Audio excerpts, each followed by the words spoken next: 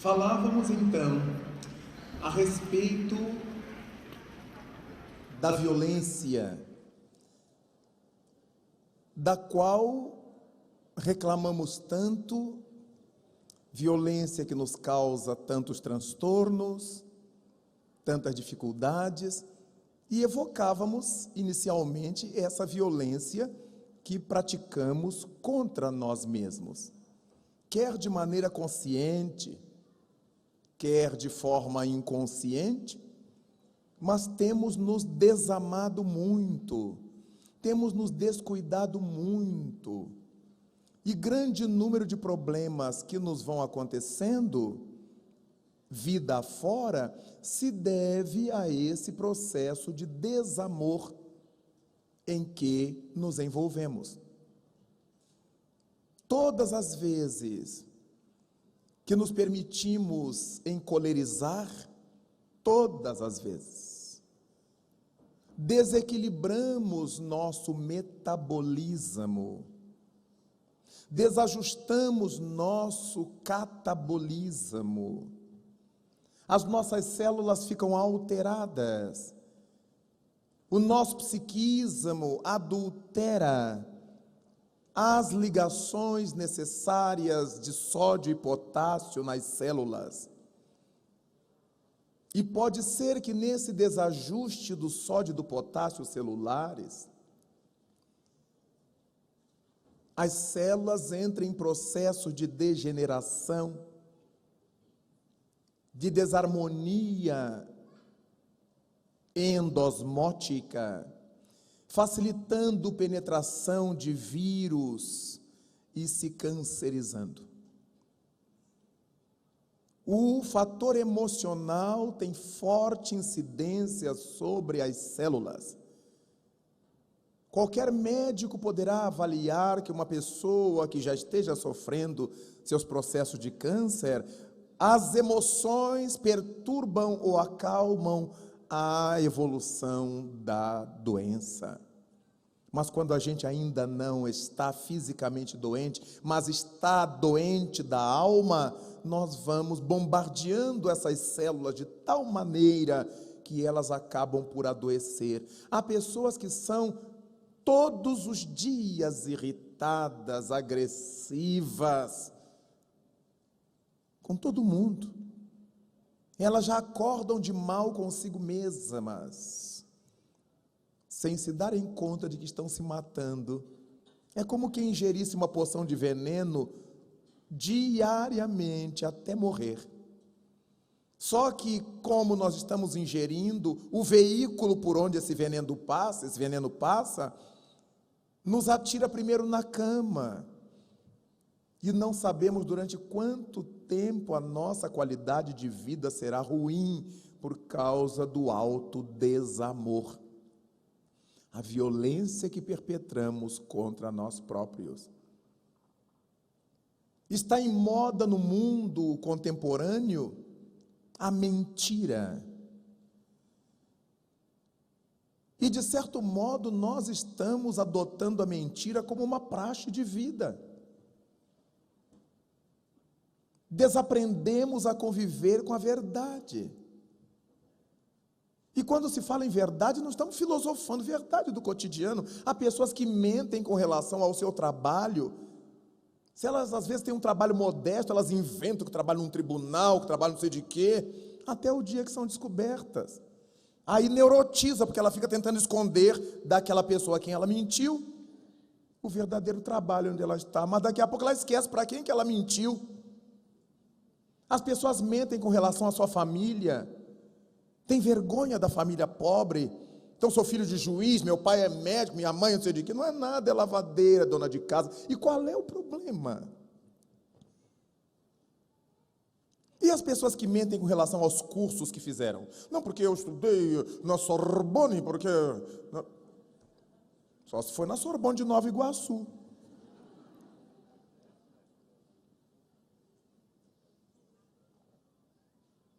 E eu conversava num curso que estava dando para pós-graduandos, tem que dizer que era para pós-graduandos.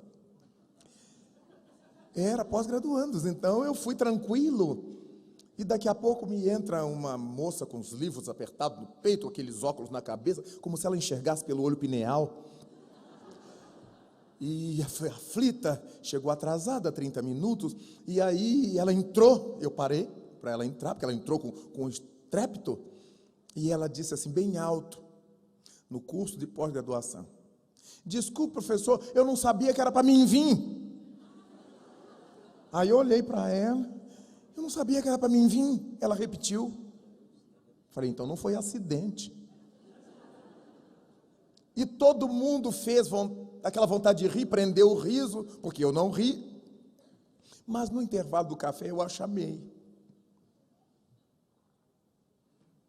Por que você me falou que não sabia que era para quê? E a pessoa não sabia que era para mim vir. Terceira vez. Você se deu conta do que falou? Sim. Falei bobagem? Falei, falou. Porque minvim é produto de limpeza de índio.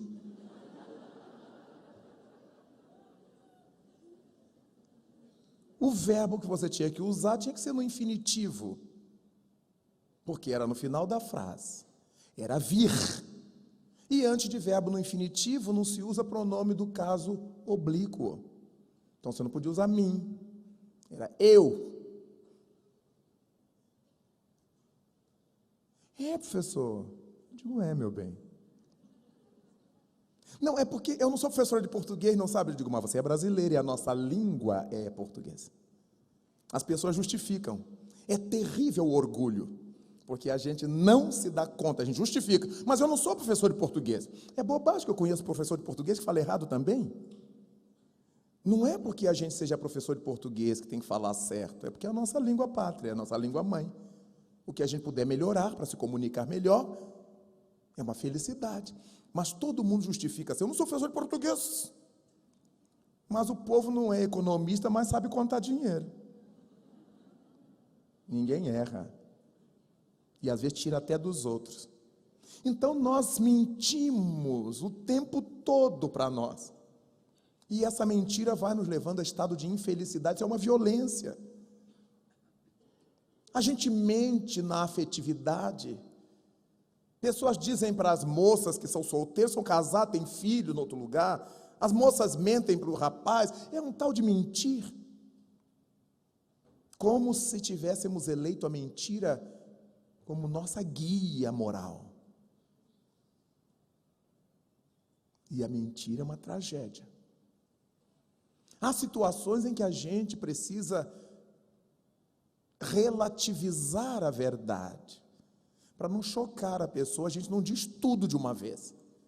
Aquela velha história para não dizer, sua mãe morreu. O gato subiu no telhado. Diz a piada. O gato está na beira do telhado. A pessoa está morrendo. E quando o gato cair do telhado? Então é preciso que a gente aprenda a lidar com a verdade, porque a gente não tem medo dela. A gente só tem medo de falar a verdade quando ela nos incomoda. E o que poderia nos incomodar com a verdade, se não o orgulho e a vaidade da gente? Então estamos vendo hoje em dia pessoas que compram diplomas, compram teses, compram certificados, compram não sei de quê. Mas qual é a vantagem? Ela vai apresentar no trabalho, vai ter um upgrade, mas ela não sabe aquilo. Então ela não se gosta. Ela compra um documento para ganhar dinheiro, mas ela não quer saber aquilo. Tá certo, eu vou comprar o diploma, vou me meter a cara, vou estudar isso para eu saber isso. Não, é só para ganhar no mundo. Tirou o lugar de alguém que estudou de fato. Porque toda pessoa que compra um diploma, ela é desonesta. Não tem jeito. Pode ser minha mãe, meu pai, meu irmão ou eu mesmo. Se eu comprar diploma, se eu comprar um papel que não é meu, é desonestidade. A palavra pesa, mas é a verdade. Nós somos desonestos. E aí, como é que eu cobro dos governos honestidade? Como é que eu cobro do mundo honestidade? Como é que eu quero que a cúpula reunida na Noruega, na Dinamarca, onde quer que seja, resolva bem os problemas ambientais do mundo, se eu não resolvo os meus? Se eu não resolvo os meus, o meu jardim está lá por fazer, por organizar, as plantas quebradas, tudo murcho, tudo morto, meus quintais estão horrorosos, vou juntando tralha lá, o meu quintal. Como é que eu quero que os governos resolvam o mundo, limpe os mares, os ares, as florestas sejam mantidas? Nós acostumamos a mentir. E aí eu cobro do outro o que eu não sou capaz de fazer. Que mundo, que almas que nós somos. Então a violência que começa na gente, ela se estende para a família. Porque se eu não me gosto, se eu não me cuido, se eu não me trato, eu trato mal a minha família. Esses pacíficos que a gente jura ser, está bem no trabalho com os coleguinhas, a gente ri, vai para o bar e samba e canta, e vai se aproximando de casa, vai fechando a cara, vai chegando aborrecido. E a esposa que esteve cuidando dos filhos, cuidando da casa, preparando a casa, recebe um marido agressivo, monossilábico, enjoado, ou ele a ela recebe. Como se a gente fosse para o presídio, como se alguém nos tivesse obrigado a casar e a formar família. A gente casou porque quis, formou família porque quis. É muito comum, a gente vai se aproximando de casa e vai fechando o senho. Ali está a nossa expiação, ali está a nossa aprovação, a luta que a gente tem que vencer. De modo que é complicado. Aí agrido as crianças. Eu quero assistir ao futebol e as crianças estão falando comigo. Eu quero assistir ao telejornal e as crianças estão conversando comigo. Mas eu esqueço que a criança tem direito a mim. Porque eu passei longas horas do dia trabalhando, fora de casa. E aquela criança é minha filha. É meu filho. Eu preciso dedicar tempo a esse ser que eu trouxe para o mundo. Estou cansado, é verdade, eu estou. Mas a criança não tem nada a ver com isto. Ela precisa do pai dela, ela precisa da mãe dela. Então nós aprendemos a renunciar. Eu vou dormir 1 hora mais tarde, 2 horas mais tarde, mas eu tenho que conversar com meu filho, ouvir as histórias dele, ajudá-lo no dever da escola, conversar com ele, dizer a ele que eu sou o pai dele, dizer com atitudes. Quantas vezes os pais ficam peritos em dar coices nos filhos? E aí as mães vão titubeando, sai de perto do seu pai, deixa ele. Ou os pais, sai de perto da sua mãe, ela está de TPM. Mas as crianças vão ficando marcadas. Para enfrentar esse mundo hostil, tendo hostilidade em casa, então elas estão num sanduíche moral. Tormenta na sociedade, tormenta em casa, como é que vive esse ser? O lar tem que ser a plataforma da harmonia para as crianças, para os jovens, para que quando eles se assustem no mundo, eles corram para casa, mãe, pai, e conversem e se aclarem para enfrentar o mundo.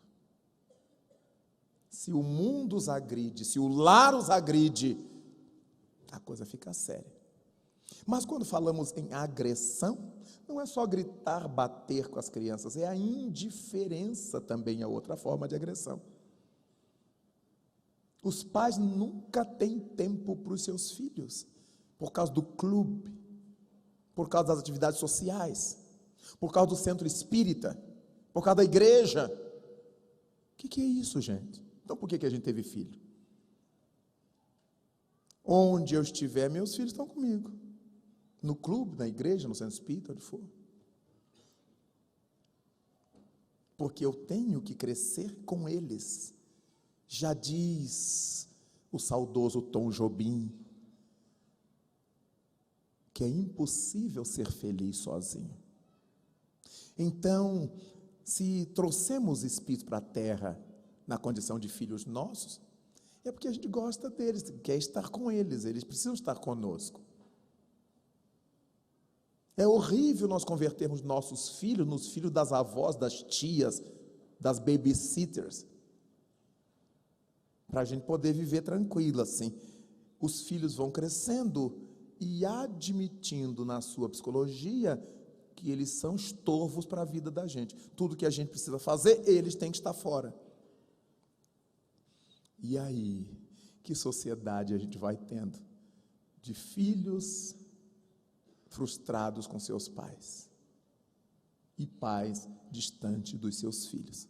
Violências domésticas. Violência doméstica não é só marido bater em mulher, mulher bater em marido. A parte mais frágil da família são as crianças, que elas não reclamam, elas não têm voz. A mulher já tem delegacia da mulher, mas não há delegacia da criança. O que há legalizado em prol da criança, a gente sabe que não funciona.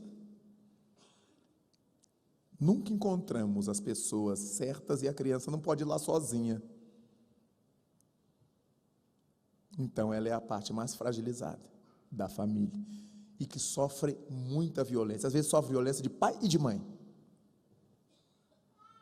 Então não podemos criar os filhos sem ordem, sem disciplina, sem equilíbrio, mas não podemos criar os filhos como se eles fossem um pote de barro que a gente põe ali e fica. É muito importante pensarmos nas raízes e braços da violência. Então, aquilo que eu não reclamo com o meu patrão, aquilo que eu não reclamo do político mau, aquilo que eu não reclamo do mau administrador, eu derramo dentro da minha casa, eu me vingo com a minha família, eu descarrego com a minha família, e isso não é justo. Por isso é importante refletirmos sobre a necessidade da brandura, da paz. Às vezes o sangue sobe, mas a gente raciocina enquanto o sangue sobe. Então deixa ele baixar de novo. É muito difícil, eu entro no banheiro e me tranco. É muito difícil, eu entro debaixo do chuveiro frio. Aí baixa o tom. Farei de tudo, porque o raciocínio está trabalhando. O impulso é que é o grande problema. Allan Kardec pergunta no Livro dos Espíritos se é sempre válido o primeiro impulso. E o Espírito de Verdade responde, depende de qual seja o primeiro impulso. Se for o impulso para o bem, ele é válido. Se for para o mal, ele não vale. De modo que nós vamos aprendendo a virtude da brandura, da mansuetude na nossa casa. É o nosso próximo mais próximo, os familiares. Ah, mas eu não aguento minha mulher, mas será que ela o aguenta? Ah, eu não aguento meu marido, mas será que ele a suporta? Temos que ouvir os dois. Há maridos complicados, há mulheres complicadas e ambos são complicados. Há casas em que até o cachorro é neurótico. Eu visitei uma família que o casal era a neurose reencarnada. E o cachorro rodava em volta do rabo assim. Ele rodava. Eu digo, gente, o que está havendo com esse cachorro? Eu olhava, não via espírito nenhum. Eu digo, não, ele é doidinho, coitado. Aí a dona da casa me viu olhando muito para o cachorro. Não liga não, professor, ele é neurótico. Ele está sendo tratado pelo veterinário. Eu digo, eu nunca tinha visto um cão neurótico. Aquele era. De modo que, quando nós carregamos distúrbios, derramamos esse distúrbio onde quer que estejamos. Quando nós levamos coisas boas, derramamos essas benesses onde quer que estejamos. Todos que nos afirmamos espiritualistas, precisamos usar esses aprendizados espiritualistas em benefício da gente, em benefício da nossa vida na Terra. Não me vale ficar alimentando um discurso de espiritualismo que não me serve, que eu não utilizo, que não me faz melhor, que não melhora a minha atitude face ao mundo. Aí nós encontramos a violência no trânsito. Imagina, esse sujeito que é violento consigo, que é violento com a família, no trânsito ele é o gladiator.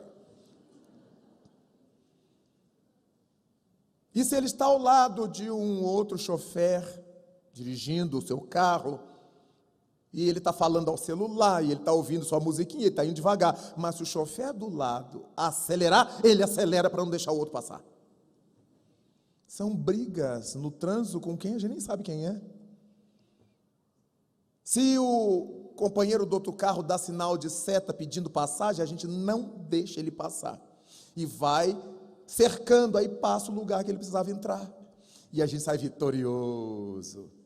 Que infelizes nós somos. A gente não sabe quanto prejuízo causamos àquela criatura. Se ele estava indo buscar uma pessoa doente, estava indo levar uma pessoa doente, se tinha um compromisso, e só de picardia a gente não deixou ele passar. Eu venci. Olha que vitória estúpida. O dia inteiro nós vemos isso no trânsito. As pessoas saem costurando igual umas loucas para parar no sinal. Arriscando-se a provocar um acidente, a matar pessoas. O mundo, diz-me o Espírito Camilo, é um grande sanatório, no qual há loucos de todos os níveis. Há uns loucos mansos, que a gente já se enquadra entre eles, uns loucos mansos, e há uns loucos em camisa de força, ou que precisariam dela. O mundo é um grande sanatório. De modo que, quando nós falamos em violência, analisamos tudo isso. Os dramas que tem havido aqui nesta cidade, com trânsito, com álcool, e que não envolvem pessoinhas, socialmente falando, só gente graúda, porque elas se acham donas do bem e do mal. Não há leis para gente graúda, há leis para ladrão de galinha, para pobres. Mas alguém está deixando de fazer essa lei vigorar. É cúmplice. Porque diz Charles Péguy, aqueles que conhecem a verdade e não a divulgam, torna-se cúmplice de mentirosos e falsários. Sejam autoridade de que calibre for, se está fazendo vista grossa para o cumprimento da lei, é conivente com o crime. E voltam à terra. Voltam à terra. Quando Allan Kardec perguntou no Livro dos Espíritos em que se baseia o dogma da reencarnação, os imortais lhe responderam: na justiça divina. Então, quando a gente reencarna, a justiça se cumpre. E aí nós encontramos tantas famílias que dependem da justiça, mas elas nasceram num lugar onde não se respeita a justiça. E por que elas nasceram nesse lugar? Porque elas fizeram por onde? E resgatam as leis espúrias que elas próprias criaram, resgatam pelos hábitos infelizes que elas próprias incentivaram, porque o criminoso sempre volta ao local do crime na reencarnação também. Então, quando nós vemos essa virulência que explode nas estradas, nas ruas, de gente louca, completamente louca, com carinha bonita. A gente olha um rapaz desse, uma moça dessa, um homem, uma mulher, dirigindo aqueles carrões, parecem pessoas normais. Quando a gente chegar perto, já afirma Caetano Veloso, hoje eu estou na MPB, de perto ninguém é normal. É verdade. A gente conversa 2 minutos com uma pessoa que tinha uma carinha de santa, diz assim: meu Deus, que louca. Porque as ideias refletem o que a gente carrega por dentro, o mundo que a gente tem por dentro. Um rapaz encontra uma moça lindíssima, marca o encontro para namorar, para conhecer. Quando ela abre a boca, diz: meu Deus, ele está correndo risco de vida. A moça encontra um rapaz, um Adonis, malhado, sarado, lindo, cheio de gel na cabeça, espetado para lá, espetado para cá. E ela diz: deve ser legalzinho. Quando ele abre a boca, estalando os dedos, tac, tac, tac, ela diz: meu Deus, eu estou correndo risco de morte. Quando a gente expõe as ideias, a gente se trai, mostra quem é.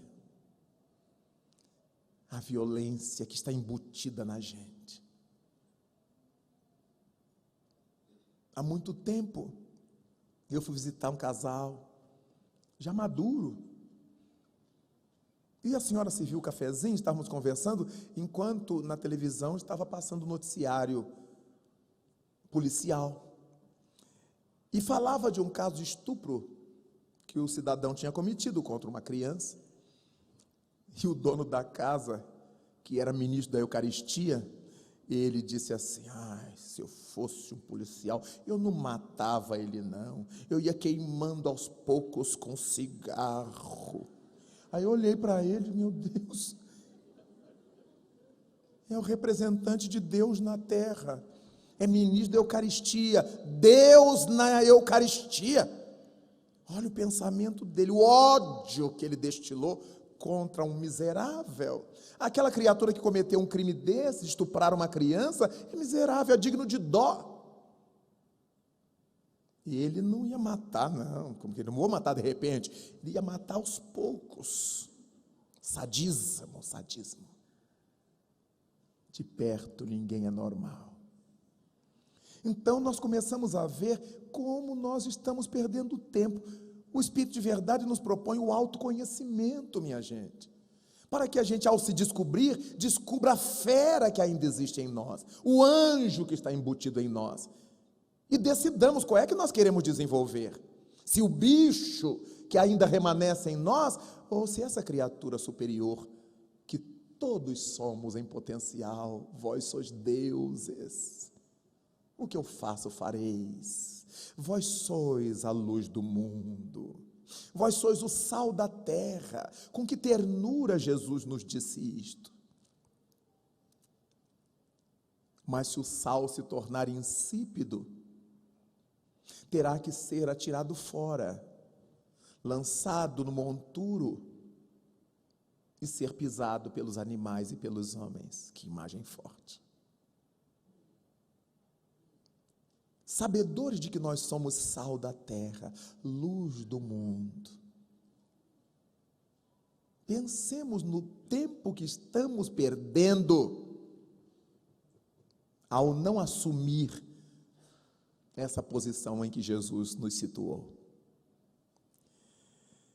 Encontramos a violência com os adversários, como já disse há pouco, que o sujeito lá tinha vontade de matar com cigarrinho, assim, aos poucos. A violência com os adversários. Todo mundo que pensa diferente da gente é adversário da gente. Adversário é diferente de inimigo. O adversário é o opositor. 2 times de futebol, 2 jogadores, né? São opositores, são adversários, são em lados opostos. E inimigo é que tem ódio, que tem mágoa. E de repente nós convertemos opositores em inimigos. Quando nós vemos 2 times de futebol jogar e depois no final o que perdeu quer acabar com o outro. Então não são só adversários. A gente vê o político que competiu com o outro e depois aquele ganhou, e aí é um sistema de calúnia, disso, daquilo, para destruir o outro. A gente converte o adversário em inimigo. Nós não temos maturidade para perder em coisa alguma, e não ensinamos aos filhos a perder e a ganhar. Quando nós exigimos que eles sejam sempre nota 10 na escola, o melhor da turma, o mais bonito, o mais. É uma covardia, porque a criança vai entrando por esse labirinto.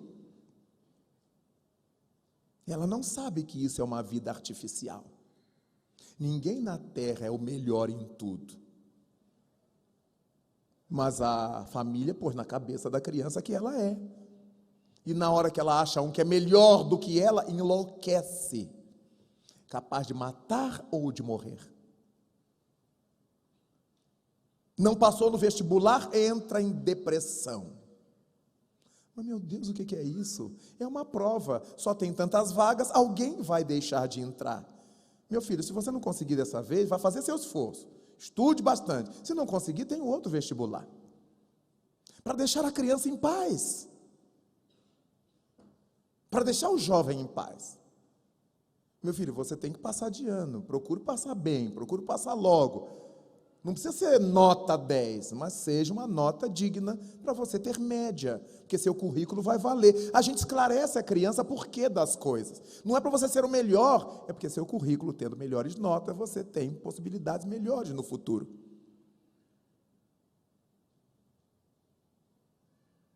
É diferente ensinar a criatura a viver num mundo competitivo, mas não em converter os outros em inimigos. Hoje nós encontramos o famoso bullying,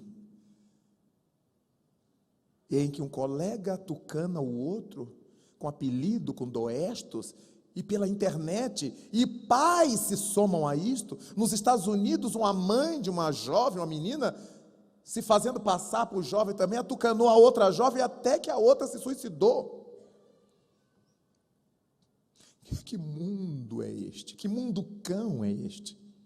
Quando nós dizemos que este é um mundo de expiação, isso não é no papel. E isso nós estamos vivenciando. E isto é verdade, esse é um mundo de expiação. Onde há espíritos muito rudimentares, muito atrasados, se valendo dos corpos que a evolução biológica já nos consentiu.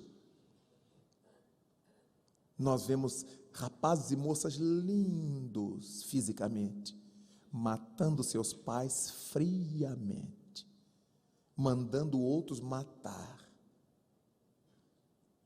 friamente, sem nenhum problema. Vimos outros pôr fogo no índio que dormia, porque achou que fosse mendigo. Quer dizer que mendigo a gente pode atear fogo. Classe média alta, não é pobretão.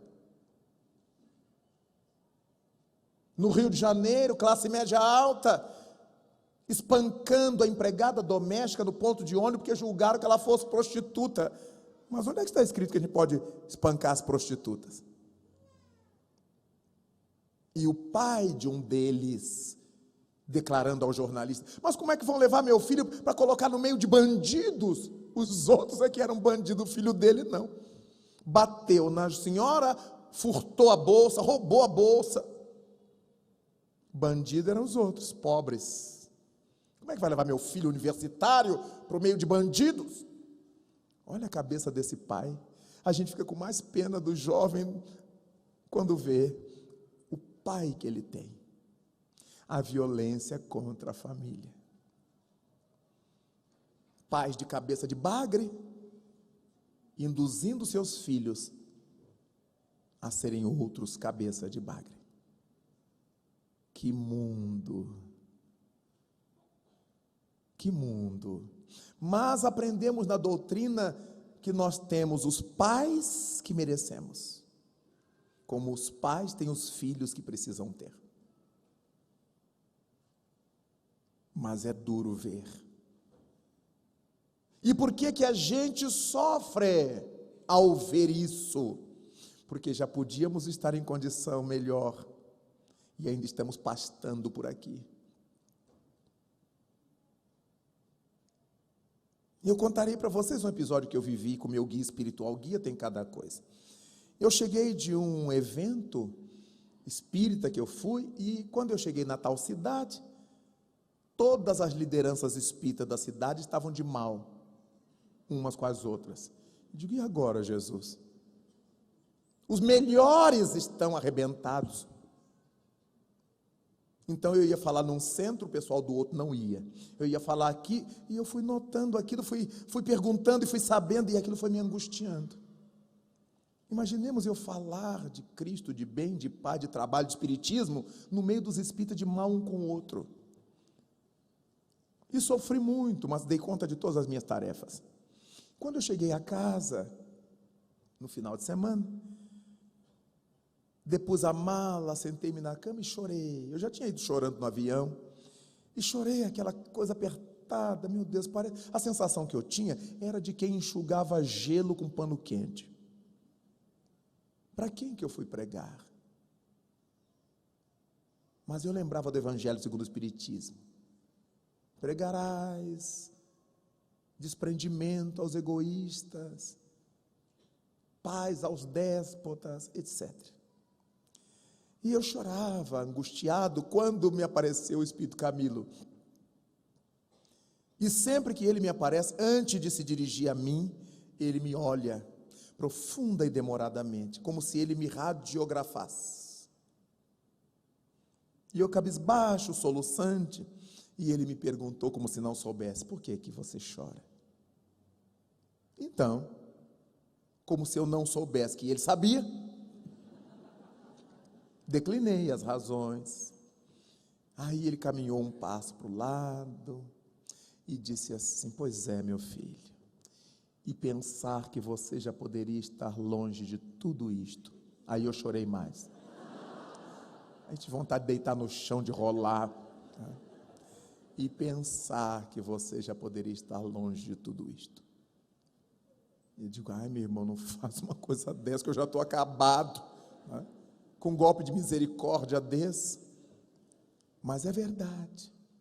E essa realidade não é só a minha, é de muitos de nós, que sofremos com a injustiça, que nos martirizamos com a criminalidade, que nos sentimos violados em nossos direitos com a violência, tranquilamente livre nas nossas sociedades. Já poderíamos estar em outra experiência, já poderíamos ter saído desse ramerrão de torturas, de tormento, deste mundo aturdido em que nos achamos. Serve para muita gente. Então vale a pena nós nos unirmos a Jesus Cristo agora, a esse Jesus vivido, chorado, sofrido, pensado, lutado, para que sejamos brandos e pacíficos, com coragem de dizer sim, sim, com audácia de dizer não, não. Mas aí encontramos a violência nas horas difíceis. Não são poucas as pessoas que nas suas horas complicadas, nas horas difíceis, elas partem para a violência. E justifica: eu estava nervoso, mas o que que o outro tem com isso? Eu estava tenso, mas o que que o outro tem com isso? Há muitos anos, li um relato de uma psicóloga justificando os jovens pichadores dos muros, dos prédios. Era uma forma de colocar a agressividade para fora. E ela justificava e aplaudia. Eu digo: mas que coisa doida. Ninguém discute que aquele gesto do pichador pudesse ser uma necessidade de pôr para fora. Mas por que ele não pichou a casa dele? Por que ele não pichou a sala da mãe, o quarto dos pais? Ah, tudo bem, é meu quarto, é o quarto do meu pai. Mas por que vai pichar o muro de quem pagou para fazer, a casa de quem pagou para fazer? Para eu descarregar. Então eu quero me vingar do outro, um problema que é meu? Eu quero prejudicar alguém por causa de um problema que eu estou vivendo? Imaginemos se isso se tornasse lei. Cada vez que eu tiver um problema, eu me vingo do outro. Eu quebraria a parede do apartamento do lado, do vizinho, para invadir o apartamento. Não, é que eu estou nervoso, eu estou tenso. Mas eu tenho que resolver o meu problema. Eu não posso levar o meu problema para os outros resolverem, ou jogar nas costas dos outros. Então, muitas vezes a pessoa está com problemas e ela se vinga nos outros.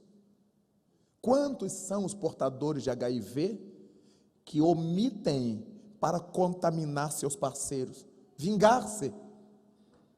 Mulheres querem se vingar dos homens que a contaminaram. Homens querem se vingar das mulheres que os contaminaram. Mas que história louca é essa? A violência. O sujeito já está doente, ele piora a sua situação, porque ele não usa a dor para se redimir. Ele justifica sempre. Então ele quer se vingar da sociedade. Pessoas que, para se vingar da sociedade, ou de algum parente, ou de algum afeto, se suicidam, mas deixam uma carta acusando aquela outra pessoa ou a sociedade. Imaginemos a gente ler uma carta de um suicida dizendo que suicidou por causa da gente.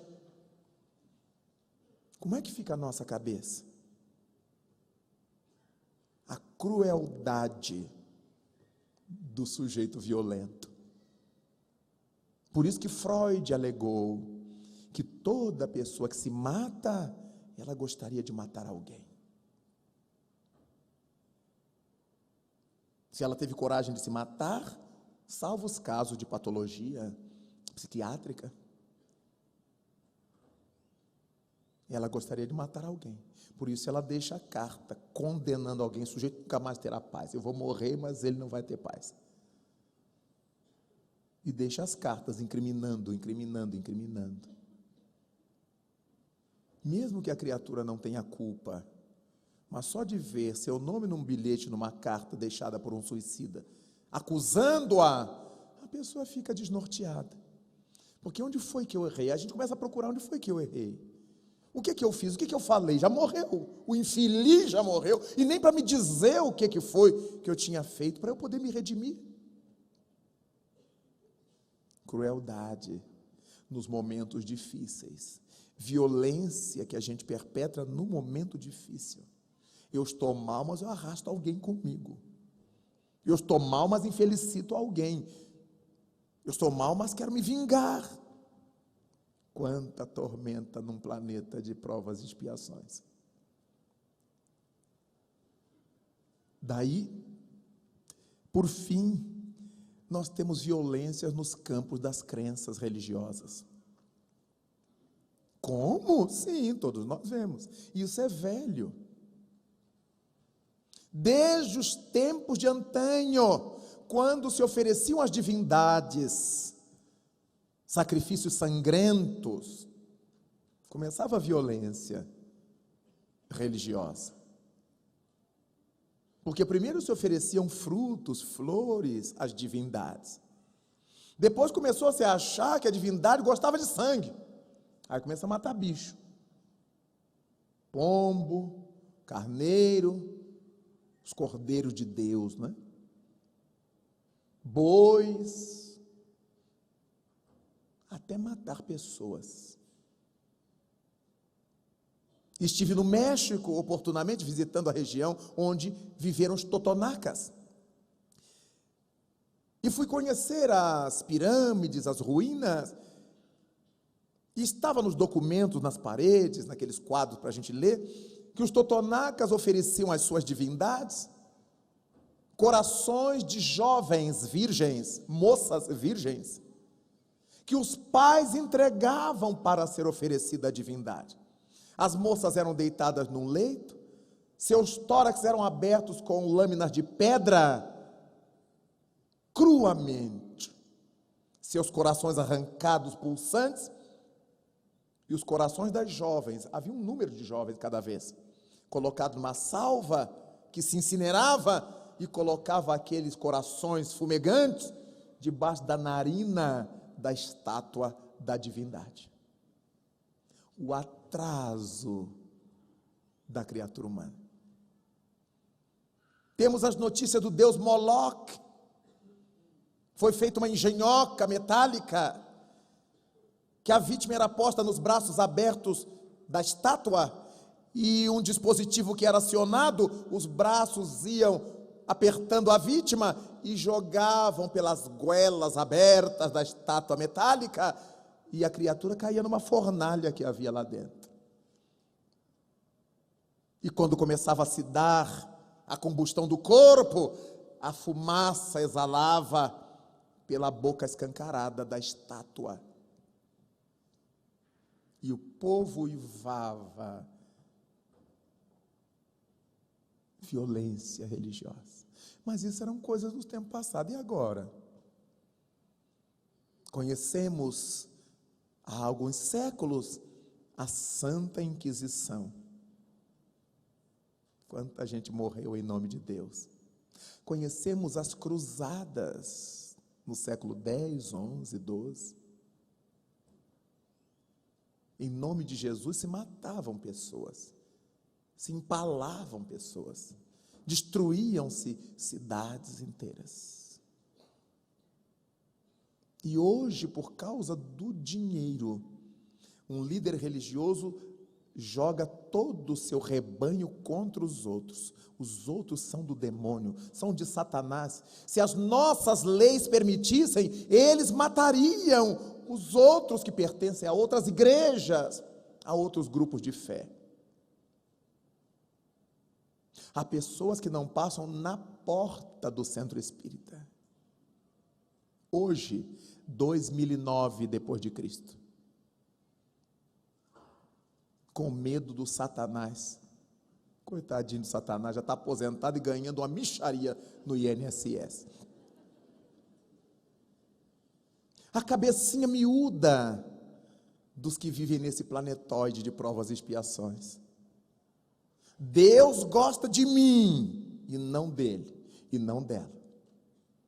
Para uma pessoa pensar assim, é muito bruta, coitadinha. É muito limitada.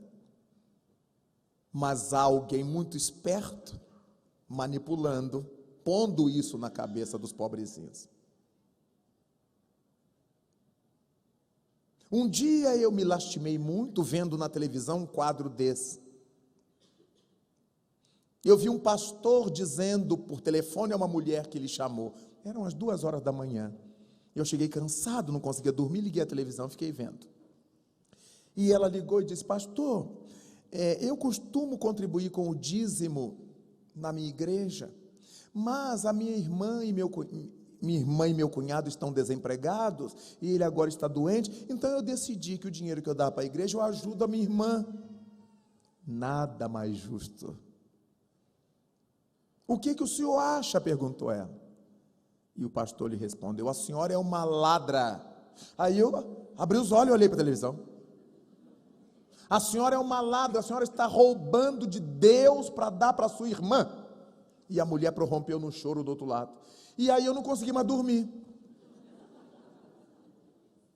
Vendo aquela canalice, aquela desonestidade, aquela covardia. E não dormi a noite inteira. Mas no outro dia, fazendo a minha prece de manhã, com aquilo na mente, dali a pouco me chega o Espírito Camilo. Sempre que eu oro de manhã, ele chega, como se fosse para me dar a bênção do dia. Você está preocupado, meu filho? Ele sempre provoca para eu dizer, né? Eu disse: eu estou. O que eu vi de madrugada, meu irmão? Esses pobrezinhos vítima desses espertalhões, desses abutres. Ele disse: não é bem assim, meu filho. Há que se mudar um pouco a visão.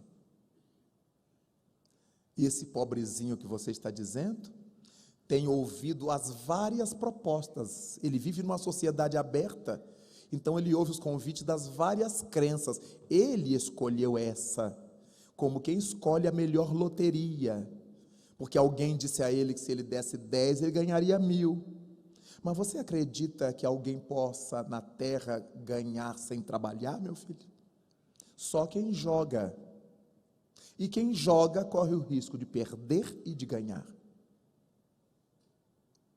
Os pobrezinhos a que você se refere são interesseiros, eles querem ganhar sem trabalhar. Então eles dão bastante, porque acham que Deus vai lhes dar bastante. Mas eles aceitam esse discurso, porque há vários outros discursos pregando melhor.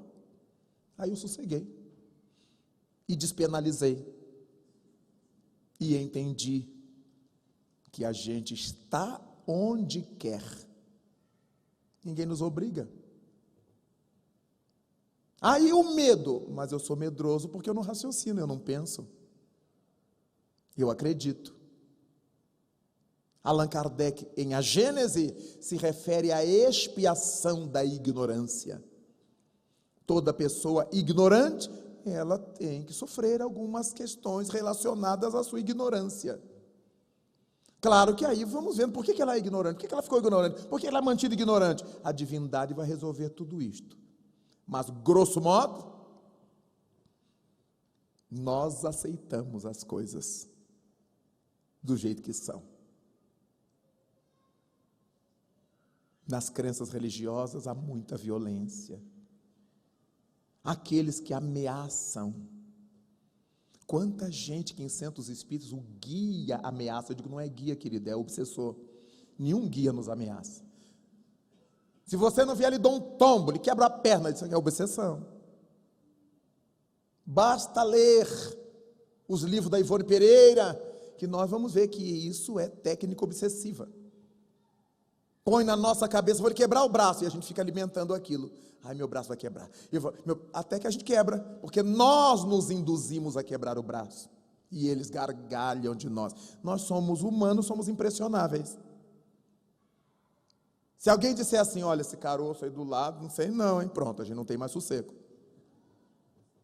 De repente a pessoa estava pensando, esse caroço do lado, não sei não, hein? Parece um gilozinho.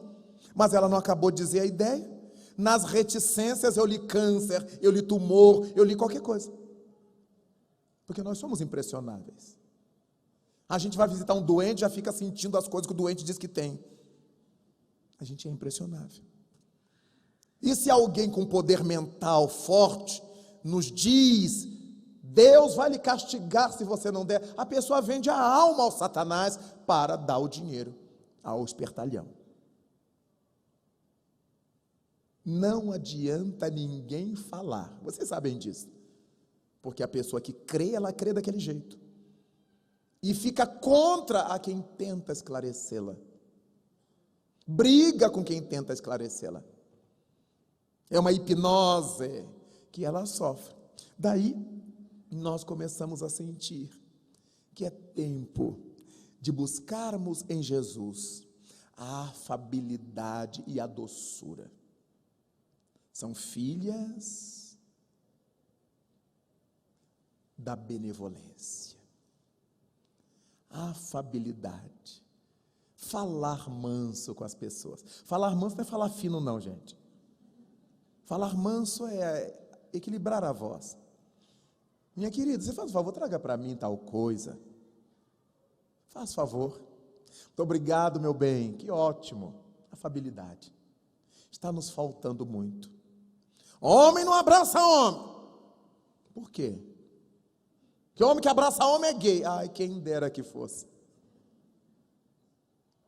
Eu conheço muitos gays que não abraçam ninguém e ninguém sabe que eles são gays. E conheço outro que abraçam, que beijam e não são.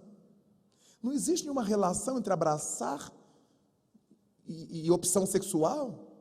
E beijar e opção sexual, não existe isso. A gente abraça quem a gente gosta, a quem a gente tem intimidade. A gente beija quem a gente tem intimidade, a gente gosta, ou não beija. A gente cumprimenta de acordo com o nosso estado de ânimo. Para cumprimentar, não precisa abraçar, beijar, agarrar. Bom dia, boa tarde. Nesse bom dia, nesse boa tarde, vai a alma da gente. É horrível quando a gente entra na repartição e alguém diz assim, bom dia.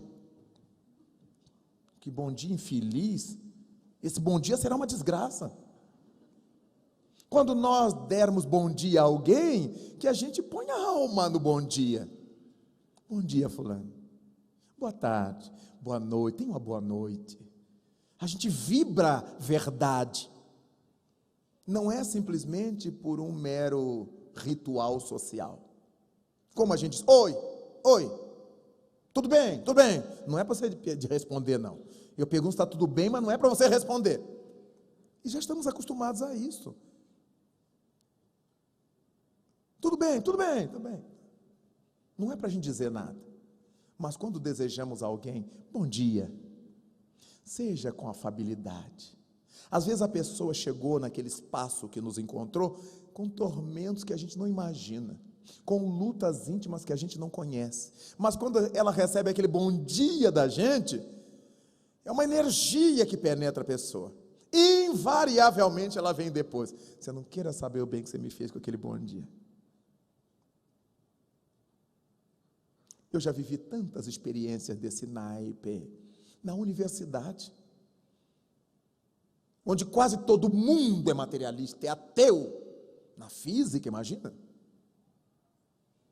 E eu do meu jeito, bem vira-latinha. Tudo bem, tudo bem. Bom dia, querida. Raul, leve esse nome lá, todo mundo materialista, leve esse nome lá, põe lá no centro seu, você pode deixar que eu levo. Se eu pedir para você rezar para alguém, você reza? Eu digo, rezo. Tudo materialista, tudo ateu. Eu digo, eles são à toa. Por quê? Porque nos falta esse sentido de que nós somos filhos de Deus. Daí a importância de sermos pacíficos. Dizer as coisas sem violência. Nós podemos dizer verdades às pessoas sem agredi-las. Olha, fulano, não gostei do que você fez. Você veja quantas pessoas você prejudicou. Veja o problema que você criou para o meu trabalho. Não é assim que se vive, não é dessa forma que se faz. Falei com toda afabilidade, com toda doçura.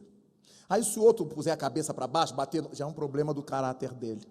Daquelas pessoas que eu falei que não conseguem ser contrariadas, que não sabem ouvir não, mas já é um problema da educação dela. Nós temos que dar conta do nosso compromisso. Nos dirigir às pessoas com sobriedade. Bem-aventurados os que são brandos e pacíficos, porque herdarão a terra gradativamente. A terra irá alcançando essa governança intelecto-moral gradativamente, porque Deus não tem pressa. As coisas vão acontecendo, dando-nos tempo de nos reeducar, de nos reaparelharmos para vivermos melhor junto dos outros. Bem-aventurados os pacíficos, porque serão chamados filhos de Deus. Nesses textos de Mateus 5 e 5:9, quanta maravilha! Aprendamos a nos comunicar melhor, a nos aproximar coração a coração, ouvir o familiar. Há pessoas necessitadas dentro de minha casa, mas eu não paro para falar com elas. Eu nunca tenho tempo para os filhos, eu nunca tenho tempo para meus pais, eu nunca tenho tempo para meu esposo, para minha esposa, eu estou sempre correndo, eu tenho muito compromisso, mas nosso compromisso imediato é com aqueles que estão à nossa volta dentro de casa. Do mesmo modo que muitos pais não veem que o bigodinho dos seus meninos está crescendo, que suas filhas estão chegando à menarca, eles não veem, estão muito afligidos com muita coisa.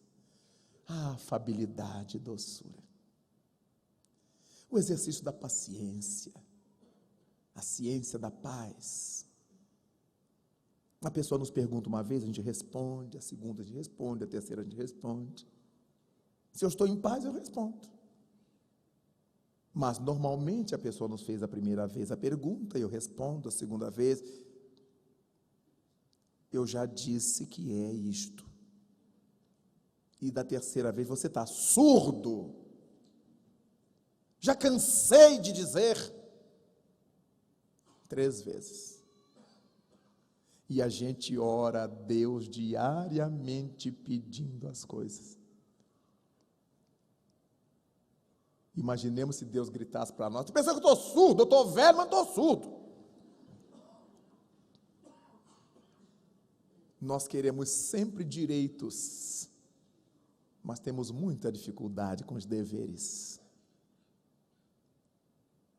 Vemos que a humanidade criou uma declaração universal dos direitos humanos e nenhuma dos deveres humanos. Está aí as brigas. Para proteger a natureza, tem país que quer, tem país que não quer, mas direitos humanos todos têm. Todos querem. Caracterizando o estado moral do nosso planeta. Quem tem ouvidos de ouvir, que ouça, lembrou Jesus. Quem tem olhos de ver, que veja. Nós todos somos filhos da grande luz. Somos a luz do mundo, como disse Jesus. E por causa disso nos cabe nesse Natal, quando as luzes de um novo ano se aproximam, e ouvimos ao longe o balir das ovelhas de Belém de Judá, simbólica. E ouvimos ao longe o cântico dos pastores. E vemos brilhar ao longe a sublime estrela. Quando é que abriremos o nosso espaço interior, nossa gruta, nossa estrebaria interior, para que ele ali possa nascer em nós? É Natal, para que Cristo penetre nossa intimidade. Pede que sejamos brandos e pacíficos, bem-aventurados. A ira nos tomará, a cólera nos assediará, mas conscientes de que estamos na terra para crescer, para nos aprimorar, trabalharemos, lutaremos, engoliremos, nos refrigeraremos, porque o que faz mal ao homem é o que lhe sai do interior, é o que lhe sai da boca, diz o texto. Não o que as pessoas nos fazem de fora para dentro. Não é o que entra pela boca, é o que sai dela. Muito cuidado com aquilo que nós fazemos contra os outros, porque indubitavelmente é dívida que contraímos com a vida. Tenhamos muito cuidado com aquilo que não fazemos por ajudar aos outros, porque seremos julgados pela consciência, por todo o mal que tenhamos feito, sem dúvida, mas por todo o bem que tenhamos deixado de fazer. Porque Cristo nos disse: fazei ao outro o que gostaríeis que o outro vos fizesse. Ele nos manda fazer o que a gente gostaria de receber. É Natal.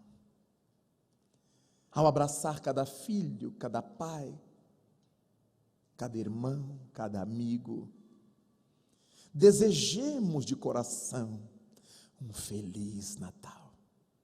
Que não seja essa fórmula comercial, mas que seja, nas palavras comuns, um sentimento inusitado.